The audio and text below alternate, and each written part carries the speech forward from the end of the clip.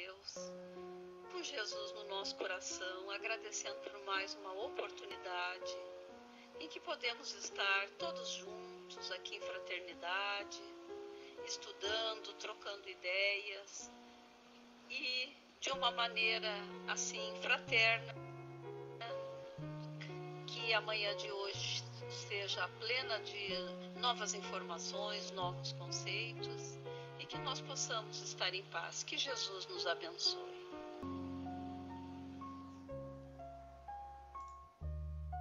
Um bom dia para vocês assim, de chuva, de sol e de paz. Sil, eu fiquei muito feliz de ver você aqui, de ver você de brinco, muito alegre, viu? De ver você aqui conosco, que bom. A gente sempre precisa de ajuda, né? Obrigada a você pela sua presença, que isso. Dona Edna, um beijo para a senhora, um beijo especial a cada um de vocês, meu bom dia. Vamos desenvolvendo, né, o nosso estudo, no qual a semana passada a Dona Ivone, que lendo o livro assim, parece que ela tá falando pra gente diretamente, né? Um beijo pro Dudu também. Um beijo também especial pro Dudu, tá, gente? Então a Dona Ivone, como ela fala aqui, parece que ela fala pra você diretamente em primeira pessoa. E ela dizia pra gente assim: prosseguiremos, portanto, visto que o tema é profundo, prestando-se desdobramentos. Quer dizer, com tudo aquilo que nós estudamos 5 estudos atrás, por 5 estudos, era uma introdução. Agora ela vai dar exemplo de causa do que é todo o argumento do que ela estava tratando, com citações de outros escritores, de outros estudiosos, e agora vai entrar com a sua experiência pessoal nisso aí. Quem dentre nós já assistiu aos últimos momentos de um moribundo poderá, muitas vezes, observar os fatos aqui ventilados. O decesso de uma criatura que retorna à verdadeira pátria espiritual, tais sejam as circunstâncias, oferece lições tão elucidativas quanto comoventes e belas. Durante o nosso longo trabalho de assistência a enfermos e moribundos, tivemos ocasião para as mais edificantes observações. Os tuberculosos, principalmente, que comumente expiram em plena consciência dos seus últimos momentos sobre a terra, apresentam vasto cabedal para estudo. Então ela vai trazendo uma experiência especialmente dos tuberculosos. Depois eu queria saber se vocês têm alguma experiência, sim, a campo de observação, porque isso são observações do cotidiano. É através da observação do cotidiano que nós vamos entender determinados fenômenos que estudamos na própria doutrina espírita. Bom dia, Lidiana. Eu vou ler aqui e vou contar um caso para vocês, depois eu quero saber de vocês e a experiência pessoal de cada um, quem tem para nos contar, tá bom? Nem que seja aqui na tela mesmo, eu leio, quem não tiver microfone, quem não puder falar. Durante o período da agonia, eles como que desmaiam. Será o chamado estado de coma. Um tênue fio fluídico os prende, ainda ao fardo material que vai ser abandonado. Foge-lhes a pulsação mantenedora da vida orgânica. Palidez impressionante recobre suas feições, que descaem e se enrijecem. As pálpebras cerradas encobrem os olhos, que as nuances da morte já velaram de um embaciamento significativo, mas suores abundantes e fugitivo pulsar do coração avisam que não foi ainda de todo libertada a pobre alma cativa naquele corpo. Ali estão, porém, à beira do leito mortuário, a mãe angustiada, o pai acabrunhado, a esposa lacrimosa, o filho inconsolável. Um choro violento, um brando de dor pungente. A grita atormentada dos que ficam, sem poderem reter o ser amado que se vai, quebra o silêncio augusto que deve presidir a cena patética de uma alma que entrou em trabalho de libertação para a verdadeira vida. Então, o agonizante, a custo, descerra as pálpebras. Volta-lhe a pulsação, volta-lhe até mesmo a palavra. um impulso de vontade e apego aos que lhes foram caros ao coração, fala o Reviver, por instantes num corpo que se achava quase definitivamente abandonado. Com voz sussurrante, débil, balbucia. Aqui eu dou uma pausa com vocês. Ela está descrevendo toda a agonia da morte e como exemplo ela trouxe um tuberculoso. Não é muito, até 15 anos, 20 anos, 36, até os 25 anos atrás ou 30 anos atrás, era muito recorrente ainda a tuberculose no Brasil. Era muito recorrente ainda, até uns 30 anos atrás, se eu não estiver exagerando. As mortes por tuberculose, há 30 anos atrás, já eram mais contidas. Então, tínhamos menos decesso pela morte com a tuberculose, tá? Então, poucas pessoas morriam com a tuberculose até 30 anos atrás. Mas ainda ainda não era de tudo eliminada do Brasil a tuberculose. Aqui também teve período de tuberculose, assim, que tinha um hospital inteiro para os tuberculosos. Ora, essa situação que se encontra a Dona Ivone é uma situação que ela dizia que dava assistência aos enfermos e aos agonizantes, né? Na beira das camas.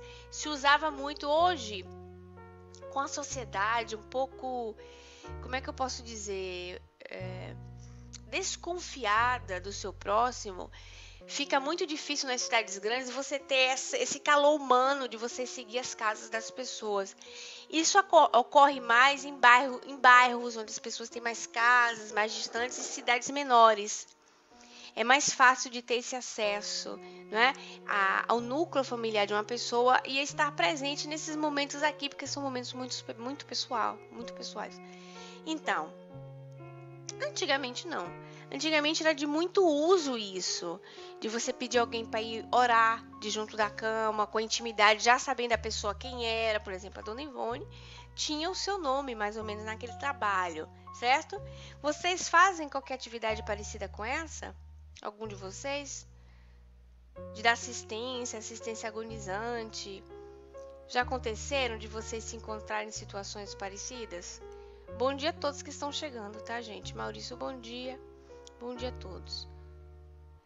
É até mais fácil para você, né, Maria, pela cidade ser menor, não ser metrópole, dá para criar uma intimidade assim maior com um vizinho, conhecer mais assim de perto, né, as pessoas. Essa é uma grande vantagem, dá para ter mais calor humano em cidades menores no que nas metrópoles, né? A coisa é mais complicada, onde tem muito avanço mesmo, né? Avanço no sentido geral também esfria muito as pessoas. Então, ela está dizendo do momento da morte e dessa agonia, de toda a descrição que pode acontecer. As pessoas perdem o batimento cardíaco. Ela fala que só um fio tênue mantém a pessoa na vida, né, ali ainda corpórea. Assim, nós podemos associar, por exemplo, aos estados que ela mesma entrava da catalepsia, letargia. Ela entrava em torpor e saía do corpo nas suas passeadas, né? A história conhecida de Lázaro também, vocês lembram de Lázaro? Que Lázaro também estava em catalepsia e estava com um fiozinho só, mas ele ainda estava presente. Então, quando nós observamos o espírito voltar em si, do corpo ser lúcido e falar, é porque ele ainda está ali, não que ele morreu e voltou. Tem muita gente que se impressiona com isso, achando que as pessoas morrem e depois voltam. Mas nós espíritas já sabemos que se tem realmente a morte do corpo físico, não é mais possível o retorno. Se aconteceu da pessoa ganhar aquele momento de lucidez, é porque aquela pessoa ainda estava presente no corpo físico mesmo, ligada ainda às suas funções orgânicas. Ora, muitas vezes pode acontecer aquilo que nós chamamos melhora da morte. Às vezes acontece do indivíduo melhorar fisicamente, melhorar a própria saúde, os médicos dizem que a pessoa está fora de perigo, a família relaxa, cada um vai embora e a pessoa desencarna, sem contar da família. Acontece também nessa melhora da morte que a pessoa volta em si, depois de entrar num torpor pré-morte, ela volta em si e ela conversa com a família. Muitas vezes ela conta ocorrências para a família do que viu, dos sentimentos que ela está tendo. Muitas vezes chega em tempo de consolar algum parente. Muitas vezes são parentes que não deu tempo ainda de saudá-la. Ela volta em si e saúda aquele parente ou um filho que estava distante, para que aquela pessoa não fique naquele remorso, né? Não consegui falar com a minha mãe. Tem várias situações assim no conto popular, no nosso cotidiano, que relatam essas circunstâncias. Eu tenho uma em família, interessante, meu avô paterno, quando desencarnou, e ele foi de velhice, mas ele foi tuberculoso uma vida inteira. Tinha muito cuidado com ele, porque ele ainda tinha um perigo dele ter o vírus, eu não entendi. Eu sei que era por velhice, foi nos anos 90. E eu tava lá naquele quarto, né? Então eu me lembro que meu tio dava água para ele assim com algodão, ele já estava sem dentadura, cadavérico totalmente. Meu tio molhava os lábios com algodão e colocava gotas de água também na boca. Minha tia estava sentada numa poltrona e tinha entrado num cochilo. E eu percebi que ele estava... Eu devia ter muito pequeno, eu tinha uns 11 anos. Eu percebi que ele estava perdendo as funções. Engraçado eu me encontrar nesses lugares, né? Mas eu percebi que ele estava perdendo as funções vitais. E vi todo mundo meio agoniado, tipo assim, é agora. E ele apagou mesmo, apagou totalmente. Nisso que ele apagou, passou não 1 minuto talvez, menos de 1 minuto ou 1 minuto real. Eu só sei que ele volta em si totalmente com suas forças motoras, porque ele levanta o braço, abre o olho, levanta o braço e faz o sinal da cruz, porque ele era muito católico, esse meu avô. Então ele abriu o olho, fez o sinal da cruz e depois ele respirou. É como se ele precisasse fazer aquele sinal ali para ele poder desencarnar. Outros fatos de observação. Conta minha tia, que estava cochilando, essa que estava na poltrona, que naquele momento ali, ela tinha sentido levantar da poltrona e perto dele, né? Ela se aproximou dele, então foi em espírito que ela fez isso. Nesse meio tempo, o meu irmão, que estava em casa e nada sabia, tinha visto, estava estudando na mesa, tinha visto meu avô em pé junto dele. Ele tomou aquele susto. Quando eu liguei para avisar, ele disse: eu já sei porque ele esteve aqui. Então são fenômenos assim, no momento da morte, que eu acho que todo mundo tem uma coisa dessa para contar, uma situação dessa parecida, ou dentro da própria família, ou dentro do núcleo, do círculo de amizade, da vida social que nós levamos. Então, esse tipo de situação que nós enfrentamos no nosso dia a dia, hoje nós temos respostas claras através do Espiritismo. Talvez em outros tempos a gente não conseguisse explicar o que está acontecendo. Talvez alguns de nós daríamos a resposta que a pessoa tinha ressuscitado em alguns momentos. Talvez não. Mas o que acontece? É uma coisa negativa o fato da pessoa envolver-se com esse sistema, da pessoa descobrir, não é? Tentar observar isso. É grave, é pecado, é falta de respeito você estar ali naquela observação? Não é.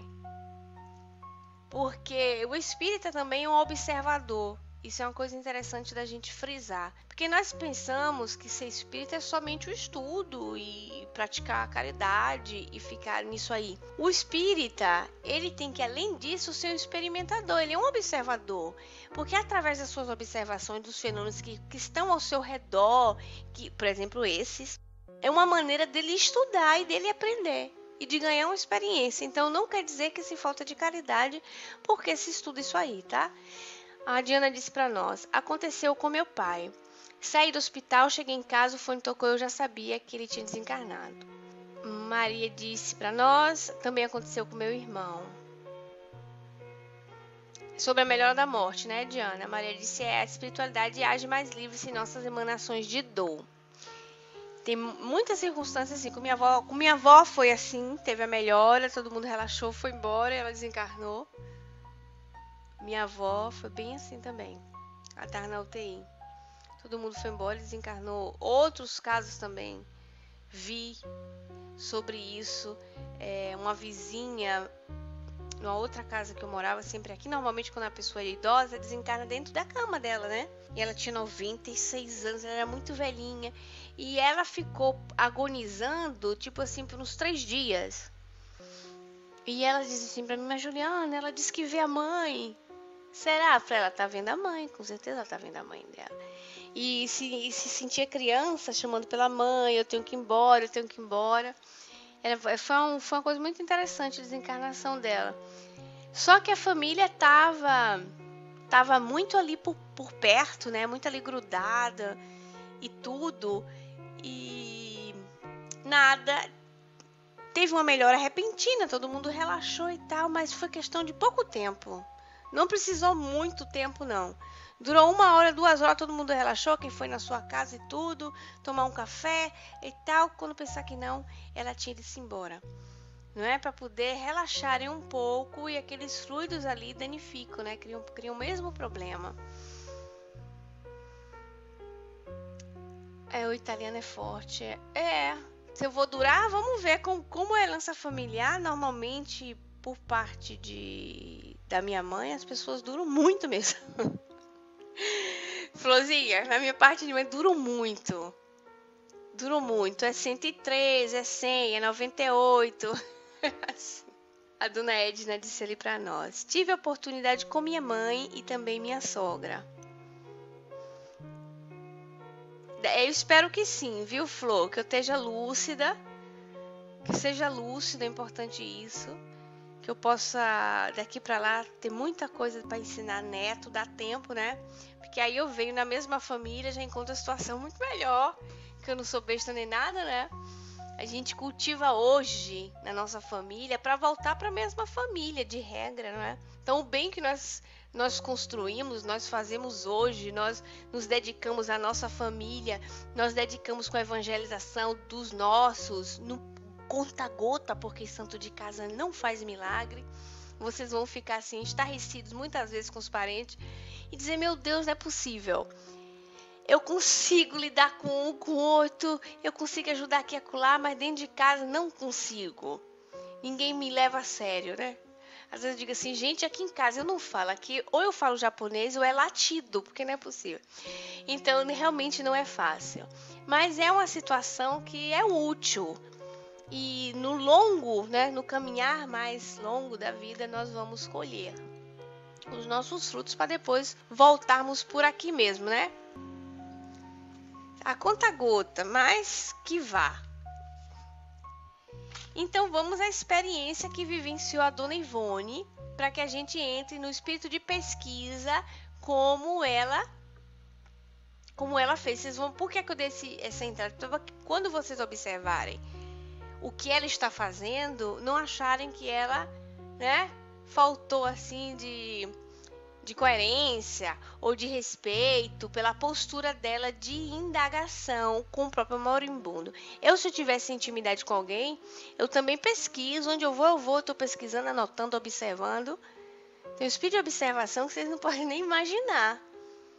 Observo o ambiente, quando eu entro, observo o ambiente, espiritualmente falando, a postura de cada um. Observo tudo, observo, por exemplo, se eu vejo um moribundo, a pessoa, lógico, eu estou em oração por ela, para o seu desprendimento, mas eu observo a postura do corpo, pergunto aos parentes como é que tá, qual é a conversa que ela tem. Sim, então, olhe bem, então tá na hora da gente pedir a Deus, não é? Para que ela se liberte com mais calma. Eu digo mesmo, eu vendo o meu peixe onde eu estiver, minha filha. Com jeito, né? Lógico, tem que ter um modo para você fazer. Então, eu tenho isso mesmo, tá? De observar as situações como vão, sem faltar com caridade, nem com a família, né? Nem com a pessoa que está indo-se embora. Então, vamos lá. Até porque a morte, gente, não tem nenhum mistério. Não pode ter para nós o mistério. Você viu o que ela fala antes? A nossa verdadeira pátria, a pátria espiritual. Porque é verdade. Então não tem bicho de 7 cabeças. A gente não pode achar que para nós tem que ser de um modo e para os outros, ai meu Deus do céu. Não. Tem que ter uma postura de libertação. É lógico assim, que se você ama porque você queria morrer agora, a gente nunca quer morrer agora. Porque primeiro o instinto de conservação que nós temos que ter, graças a Deus nós temos, né? De amar a vida, de querer viver até o último segundo que Deus nos permitir. porque nós temos filhos e queremos ver netos, estar por perto, lógico, isso faz parte. Mas não que aquilo ali seja um motivo de desespero, porque o indivíduo que está indo, e nós temos que trabalhar isso dentro de nós, é justamente a libertação. Ele não está perdendo nada indo embora daqui, ou seja, só está ganhando. Que ele fique até quando Deus quiser, mas que só está ganhando em se libertar. A dona Edna disse ali pra gente: tem um livro do Simonetti, Quem Tem Medo da Morte. Sim, dona Edna, tem umas palestras que se chama assim mesmo, Quem Tem Medo da Morte. E ele vai tirando, dissolvendo essa situação do medo da morte. É muito boa, por isso até divertida, porque ele tem um jeito de falar assim muito legal e a gente consegue tirar o fantasma da morte, né? Eu tô passando pra Maria um momento, depois a gente volta.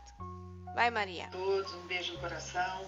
Ai, que delícia a gente ouvir a Ju, né? Esse estudo é maravilhoso, né? E nos dá uma segurança, uma segurança ouvindo, de uma maneira assim tão delicada, tão querida, né? Tocando nesse assunto.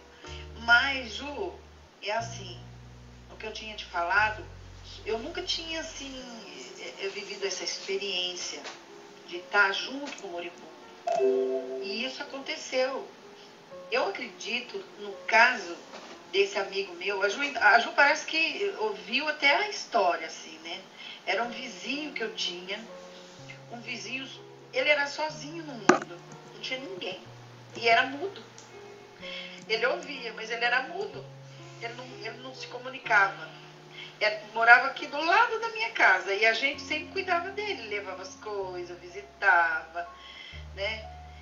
Não tinha família, era sozinho. Ele foi criado por uma ex-mulher que ele trabalhava com ela. E ela, tipo assim, adotou ele como mãe, né? E ela morreu. A família toda foi embora. E ele ficou sozinho.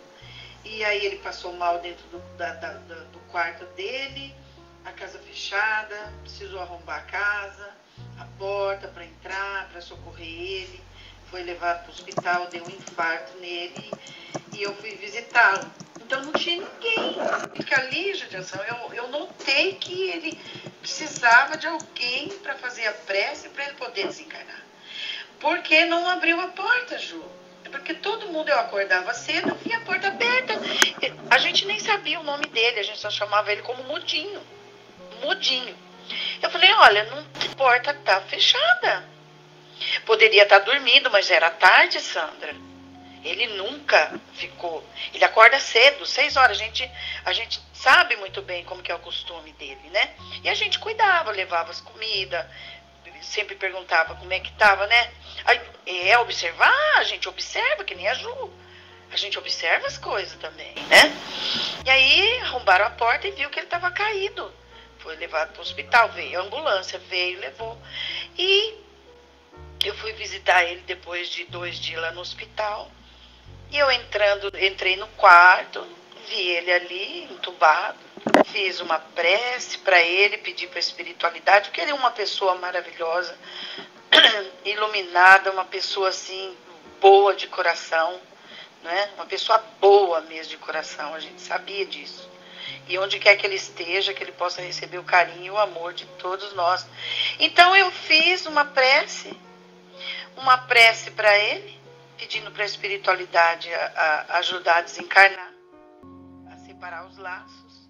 Mas eu senti que ele precisava de prece mesmo, porque não tinha ninguém.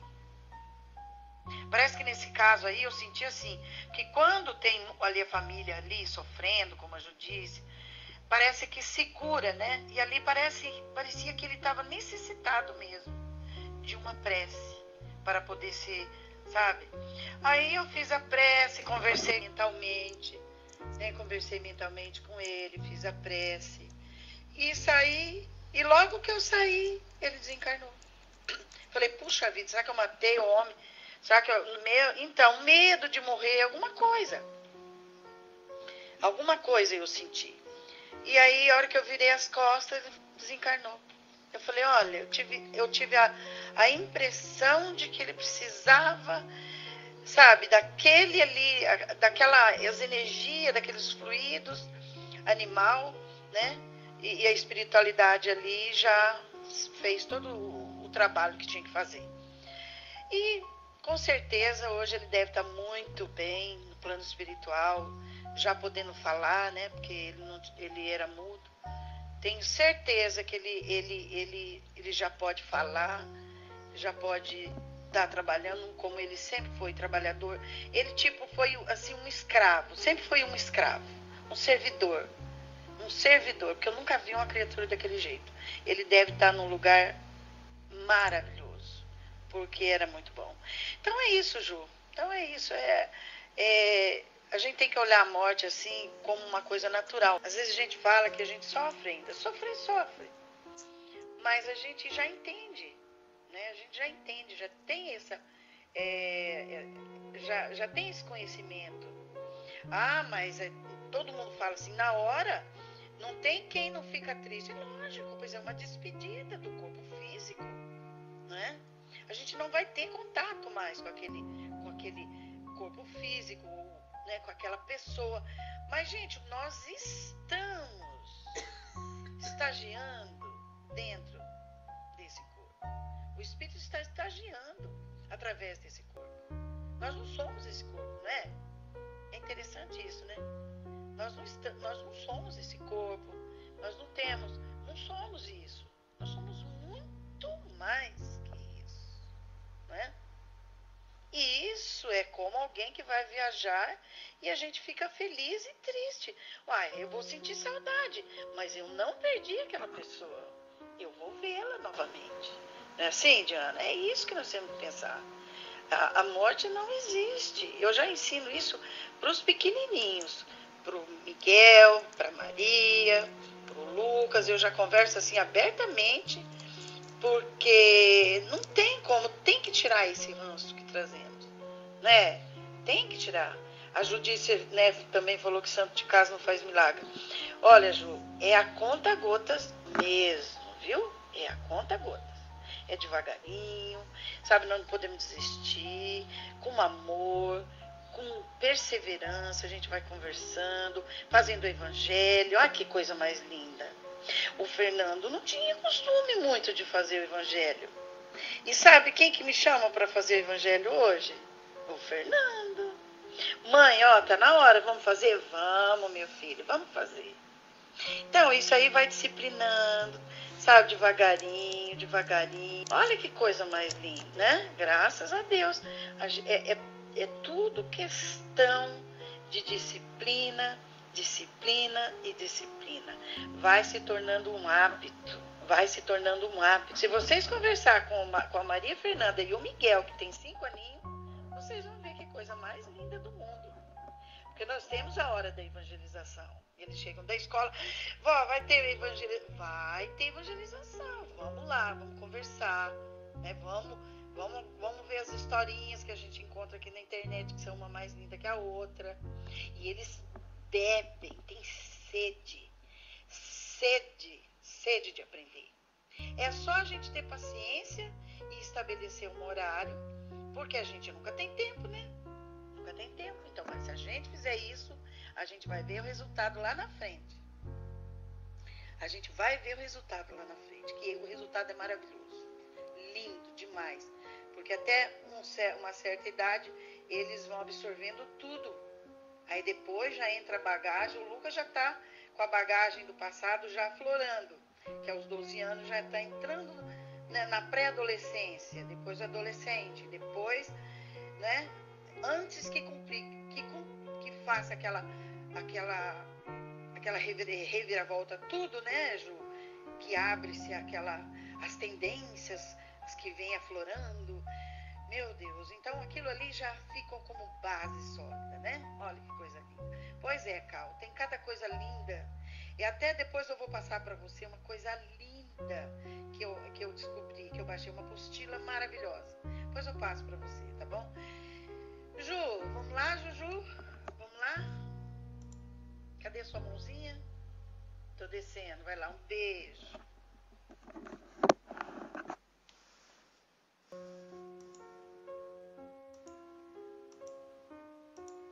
Maria, um progresso maravilhoso, hein? Essa notícia do Fernando foi assim, belíssima. As crianças ainda estão em modelagem. Ainda vão. E vocês sabem que na experiência de criança, de filhos, dos filhos das minhas amigas e tudo, eu observei uma coisa muito interessante. A mulher, ela tem uma abertura muito maior para espiritualizar-se desde pequena. Via de regra. Que coisa interessante. Como a menina tem uma abertura para isso, gente. Não é, Cal? Mas assim, tô falando de todos os outros que eu tenho visto ao meu redor, analisando, por exemplo, a infância de um menino, a infância de uma menina, via de regra, mas a menina tem maior abertura, Dudu, a menina. Você sente a menina quando vai fazer, até quando ela vai fazer uma prece, é mais sentida. Faz parte da feminilidade, não sei, uma coisa que eu acho que traz desde pequena. Quando você lida com muito a criança, a gente observa, é como a Cal tá dizendo, parece que é mais aceitado, mais aceitação, elas são mais dóceis, tem mais doçura naquilo que lida. O menino tem o hormônio diferente, então é muito mais estovado. É diferente. Eu tô notando com a Aurora diferente. A Aurora tem 2 anos e meio, mas já tô noto com as filhas das minhas amigas. Vejo uma diferença assim muito grande. E o menino ainda é mais doce quando ele ainda é bem pequenininho. Quando ele é bem pequenininho, vou lhe dizer até que a idade ainda vai 5 anos, 6 anos. Depois vem o afloramento da encarnação, que se vai confirmando, e aí vem as influências externas, e a menina ainda persiste. O menino já vai, né, se distanciando mais, mas a menina ainda vai persistindo naquilo ali. Né, Cal? Faz caso que ela tem filho menino, outra menina, e sabe? Você percebe isso é muito interessante. Eu acredito como a probabilidade da mulher espiritualizar-se é maior por causa da sensibilidade da mulher, a sensibilidade já da predisposição física da maternidade. A mulher, como diz o nosso codificador, é pela mulher que Deus toma conta das suas criaturas. Olha que coisa linda, né? Que coisa linda. É através da mulher que Deus toma conta das suas criaturas. Que gracinha, né? Você vê um codificador feminista, olha que belezinha. E não é desmerecendo os homens não, viu? Mas é uma questão mesmo da mulher se interiorizar desde sempre. Mas você vê que nos estudos aqui, nós somos em maioria, nós somos mulheres. Muito mais mulheres, né? Agora, para liderar, para tomar frente, para ensinar, eram os homens, porque justamente de toda a cultura, né? Que o homem tomar a frente das situações. Mas você vê um modo mais dócil da mulher, até da mulher transmitir. A dona Edna, nosso grupo de trabalho é mais ou menos 80% feminino. Não é que a mulher é mais frágil, não, Sandra. Eu não sou de acordo com isso. A mulher não é por nada frágil. A mulher, ela é dócil. Porque a fragilidade está ligada à fraqueza. A fragilidade da mulher pode estar, assim, no sentido de fisicamente falando. Então, os hormônios não dão para ela a musculatura que um homem possui. Dudu disse que a gente é mais carola, gente. Espirola, né, Cal? A gente é mais espirola ou carola. Mas a mulher tem uma força interior. A suportação da mulher é uma coisa assim. A mulher é mais carola, mais espirola, né? Dudu? Ai, quem é que fala? O Dr. Sérgio Felipe diz um negócio legal. Ele fala assim, olha, se as mulheres um dia descobrissem o poder que elas têm, elas dominariam o mundo. O Dr. Sérgio Felipe, por causa da mediunização da mulher. A mulher é mais mediunizada. Eu tenho impressão, pela minha experiência mediúnica também, que a espiritualidade consegue ter um acesso maior. Por causa disso, por causa dessa interiorização dela. Então, tem que ter como se diz, a razão. Então, aí a mulher precisa da força do homem para a razão. Porque a mulher tem que ser ajudada para a razão. A mulher que tem a mente mais lógica, mais racional, são experiências que ela tem marcadas no seu espírito, né? Faz parte, né? Nós precisamos, graças a Deus, nós precisamos dos homens. Eu acho isso maravilhoso. Não tem essa postura feminista, porque nada disso. Os homens são maravilhosos, nós precisamos deles, e ai de nós sem eles. Como também ai deles sem nós, porque nós somos filhos da criação. E sendo filhos da criação, nós somos propensos à perfeição. Como criatura, nós somos filhos da perfeição. Né, Lidiana? Vamos voltar para o nosso estudo dos moribundos, né? Graças a Deus, né, Maria? Nós podemos experimentar ambas experiências. Então, com voz sussurrante, débil balbucia. A menina agonizante, tá, gente? Porque nós falamos de tantas coisas aqui que pode ser que vocês esqueceram até onde eu tô. Vamos lá. Por que me chamaram? Eu estava tão bem, num lugar tão belo. Foram as frases que pronunciou certa vez uma jovem agonizante de 18 primaveras, a cuja cabeceira nos postávamos em prece, quando sua mãe inconsolável e as irmãs se debulhavam em pranto desesperado. Ouvindo-a, perguntamos-lhe baixinho, enquanto rogávamos a assistência dos seus tutelares, para que ajudassem a desprender-se dos pesados liames carnais. Aqui ela colocou uma nota e identificou quem era a menina de 18 anos. Senhorita Adalcira Figueiras, falecida na cidade de Barra do Piraí, estado do Rio de Janeiro, no ano de 1942. Filha do senhor Sebastião Figueiras, antigo comandante da força pública local, também já falecido. Em que lugar te encontravas, minha filha? Como era esse local? Isso era a dona Ivone que foi perguntar para ela bem baixinho, enquanto rogava assistência aos seus tutelares. Então, a dona Ivone, enquanto estava em oração, ou seja, ela estava em doação de fluido para aquele momento, ela, como observadora e estudiosa, aproveitou a situação para aprender ela e para ensinar a família. Ela estava aprendendo, mas a família também estava. Em que lugar te encontravas, minha filha? Como era esse local? Ela respondeu naturalmente, como se não for uma agonizante. Vocês observam que ela já estava bem? Mas era um jardim delicioso e fresco, cheio de flores lindas e perfumosas, como nunca havia visto iguais. Um lugar azul coloria-o todo. Viste alguém? Sim, umas sombras vaporosas me rodeavam. Quem eram? Não pude reconhecê-las. Eu dormitava. Estou com tanto sono. Estavas sentada? Caminhavas? Não. Estava deitada assim, sobre a relva dos canteiros. É um jardim tão lindo. Estou tão cansada. Cerrou novamente os olhos e silenciou. Alguns minutos depois, expirava serena e docemente sob nossas preces, sem que ninguém mais da família se animasse a perturbá-la na sua consoladora paz. Então, olha a declaração da menina. Ela estava lúcida, comentou com a Dona Ivone fazia as perguntas, ela ia respondendo. Muito lindo, né? Duas coisas interessantes. Ela se percebeu no jardim, ela se reconheceu deitada, não é? Estava assim. Assim é porque ela está deitada, está na cama, né? Então ela estava assim.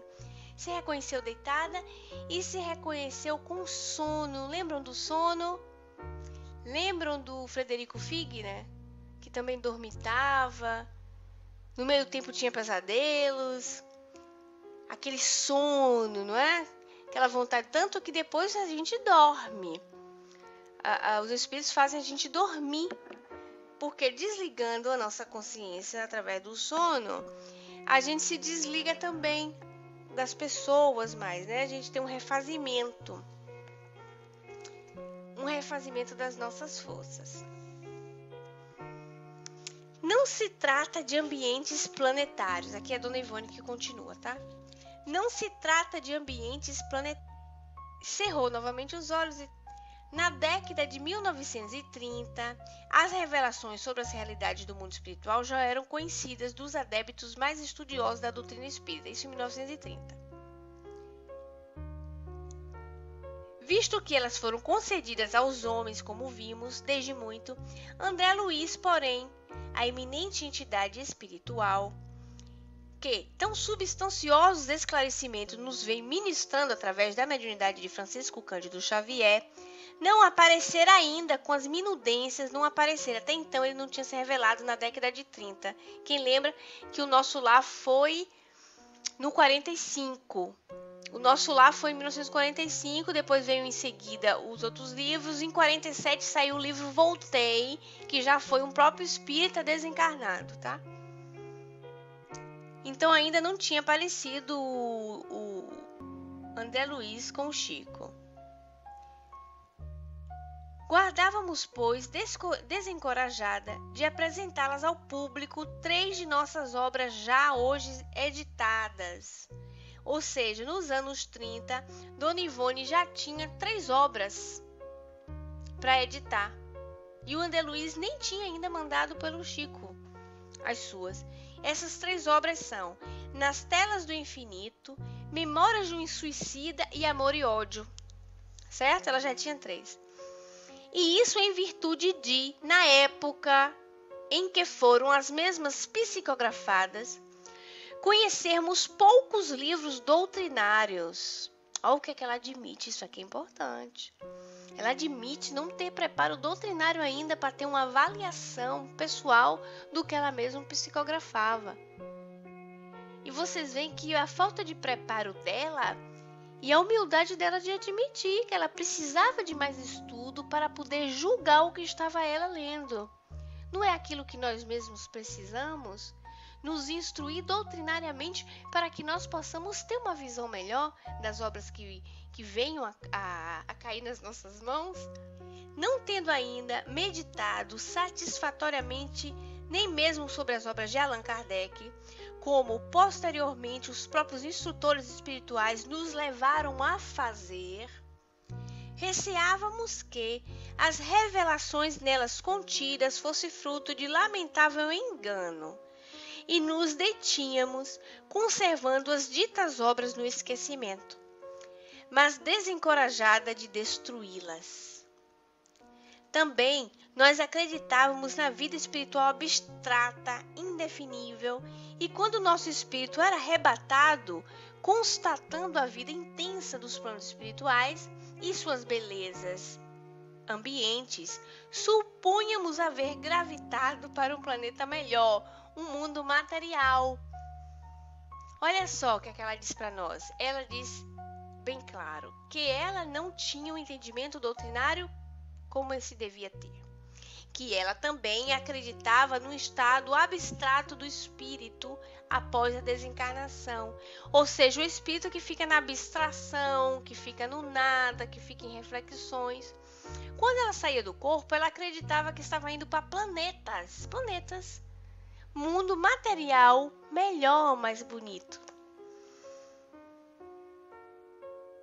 tais como Saturno, Júpiter, em outro qualquer, ignorando pela época quão difícil é isso, tanto para um encarnado como para um desencarnado, não obstante suposições em contrário. Nossos amigos espirituais, porém, corrigiam nosso entusiasmo interplanetário, se assim nos podemos expressar, e diziam, sem serem por nós acatados em tais acessões durante muito tempo. Então, os espíritos iam dizendo para ela e ela não acreditava. Os espíritos diziam para ela que aquilo ali não eram planetas, que não era Júpiter, que não era Saturno, coisa nenhuma. E ela não aceitava. Olha como ela é danada, Dona Ivone, viu? Não se trata de ambientes planetários, são realizações fluídicas no próprio espaço. Não saíste dos ambientes terrenos. Procura aprender. Estuda. Então até ela mesma tinha esse pensamento, né? Ora, no mês de julho de 1935, esposando nós ainda a mesma ideia de que visitávamos outros planetas durante o fenômeno do desdobramento espiritual, tivemos a mão subitamente acionada pelo espírito daquele que fora o nosso pai terreno, antigo médium de boas faculdades curadoras, mas cuja instrução doutrinária não passara da leitura de O Livro dos Espíritos e do Evangelho segundo o Espiritismo, ambos de Allan Kardec. Ora, o pai dela, que foi o pai dela nessa encarnação, e ela ainda acreditando na situação que ela tinha vivido, que ela visitava outros planetas e tal, veio por ela mesma, pegou a mão dela para mandar uma mensagem. O pai dela conhecia o Espiritismo só do Livro dos Espíritos e do Evangelho segundo o Espiritismo. O que é isso para a gente observar? Que o pai dela, sendo espírita, se dedicava só a esses 2 livros. Mas o Espiritismo é feito só do Livro dos Espíritos e do Evangelho segundo o Espiritismo? Não. O Espiritismo tem de livros como do Pentateuco Espírita 5 livros, Pentateuco, 5 livros doutrinários. Primeiro, o Livro dos Espíritos. A doutrina espírita é progressiva. E Allan Kardec era um grande pedagogo. O que era um pedagogo? Não era um educador? E os pedagogos não têm um método educativo de introdução, de fazer-nos aprender, não é assim? Quando nós estamos crianças, em mão aos professores para sermos alfabetizados, nós começamos já a leitura de imediato, ou nós passamos primeiro pela alfabetização, nós começamos a aprender as letras, as vocais e depois as consoantes, aí depois as sílabas. Era tão bom, né, gente? Vocês lembram disso? Ma, me, mi, mo, mu. Pá, pé, pi, pó, pu. Ai, que era lindo dessa lição, ficar tão orgulhosa. Então, a doutrina espírita ela é progressiva. Começa do Livro dos Espíritos, depois vem o Livro dos Médiuns, depois o Evangelho segundo o Espiritismo. O Evangelho segundo o Espiritismo vem como terceiro livro. Tem uma razão de ser. Porque o terceiro livro? Primeiro, as respostas das mais importantes dúvidas existenciais, o Livro dos Espíritos de começo. Pergunta e resposta, o método pedagogo, método educativo. Faz uma pergunta, tem uma resposta. Depois, através da doutrina espírita ter sido desenvolvida com espíritos, nós vamos aprender a lidar com os espíritos. E vem o Livro dos Médiuns. O Livro dos Médiuns, querem chamar Livro dos Médiuns, Manual dos Evocadores. Porque as pessoas queriam saber como funcionava isso. Queriam saber o que era essa mediunidade, que tipos de mediunidade existiam, como era esse contato com os espíritos. O espiritismo é feito de espírito. Nós precisamos contatá-los, precisamos falar com o espírito, senão que doutrina espírita é? Então, como manual dos evocadores, o doutrinador nos ensina como evocar. Nesse sentido, evocar, ele vai dizendo situações, preparos que nós temos que ter, tanto que está lá no fim, para ensinar a evocação, primeiro ele faz toda uma introdução, né? Como pedagogo que era, para nos ensinar a questão da evocação e concluindo com a formação dos grupos espíritas. Isso tinha um intuito educativo, para a criação de grupos espíritas e para que nós não fôssemos despreparados a lidar com os espíritos, para que nós não fôssemos mistificados, para que nós não acreditássemos em qualquer espírito, em qualquer mensagem de espírito. Então, nós podíamos observar os espíritos como eles são, como pessoas sem corpos materiais. Não tem nenhum mistério. Nenhum mistério. Que algumas casas espíritas criam uma magia, um mistério atrás disso aí, é um erro de encarnações anteriores cravada nas pessoas, das suas antigas seitas, das suas religiões, dos grupos parativistas, não era? Dos núcleos, dos escolhidos que só podiam fazer A e B coisa. Os espíritas passaram disso. Então, é de igualdade de instrução, mas o espírita tem que ser instruído, tem que ter a coragem e a vontade de estudar para se instruir. Eis porque muita gente diz que o espiritismo é difícil. Não é. O espiritismo não é difícil. O espiritismo é muito didático, está à portada de todos. Depois do livro dos médiuns vem o livro do Evangelho segundo o Espiritismo.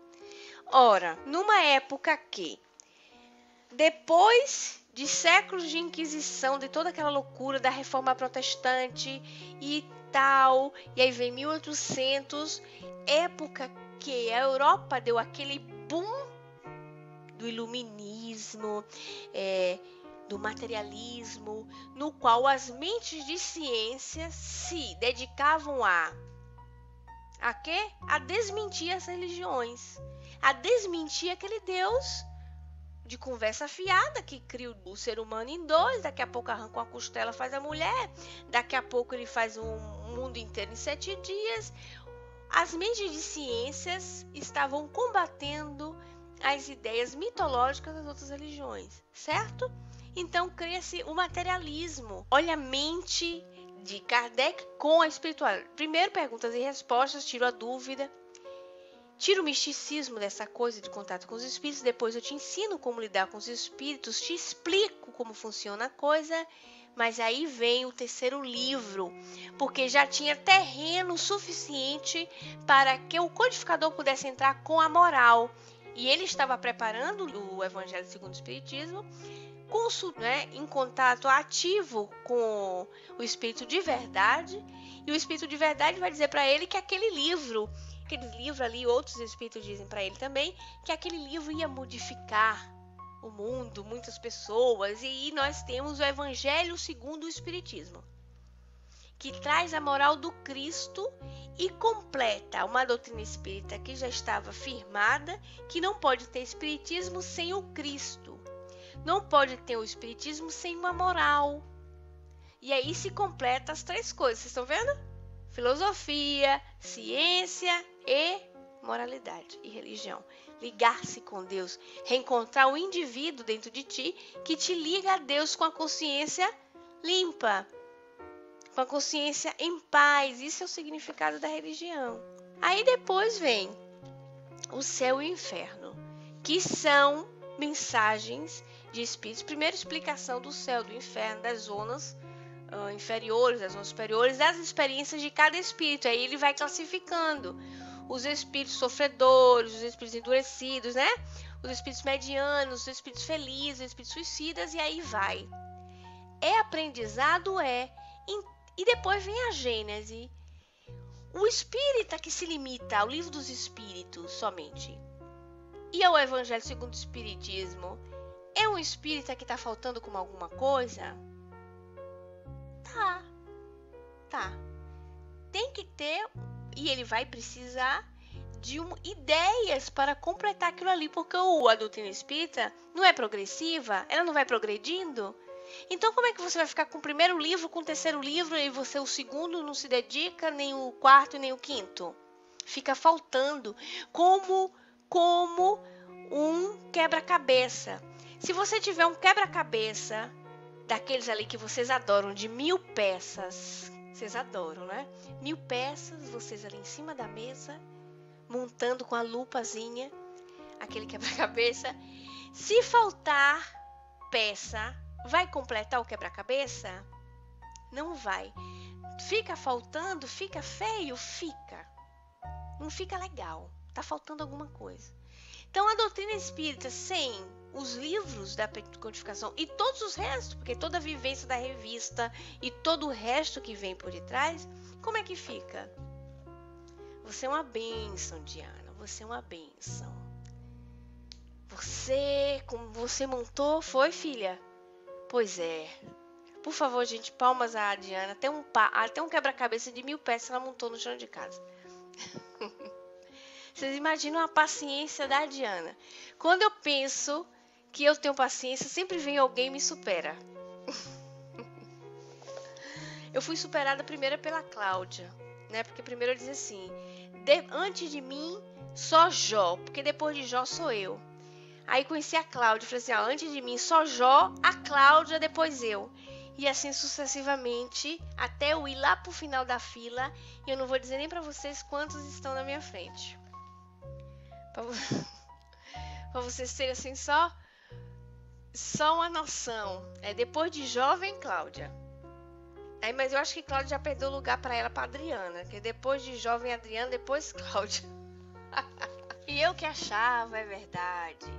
É isso mesmo. Então o pai dela tinha conhecimento e ela filha, está dizendo, olha, o nosso pai terreno, antigo médium de boas faculdades curadoras, mas cuja instrução doutrinária não passava da leitura do Livro dos Espíritos do Evangelho segundo o Espiritismo, ambos de Allan Kardec. Havia ele falecido 25 de janeiro do mesmo ano, e era a primeira vez que se comunicava mais demoradamente, tudo indicando que assim fazia no intuito de esclarecer justamente aquilo em que nos reconhecia equivocada.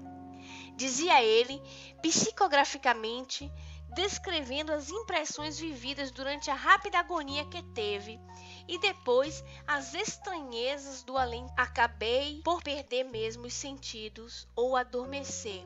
Não sei ao certo e não pude ver mais nada. O pai dela relatando a sua desencarnação. Quando despertei, já não me encontrava deitado ao meu leito. O que me surpreendeu, pois não me lembrava de tê-lo abandonado antes. Fui despertando com lentidão. Eu ouvia e percebia muita coisa, mas confusamente, e não podia mexer nem abrir os olhos, e sentia frio. Parecia antes um entorpecimento que se desfizesse aos poucos, em vez do despertar de um sono, o estado em que me encontrava. Sentia-me sentado numa cadeira de balanço e compreendia que fora transportado para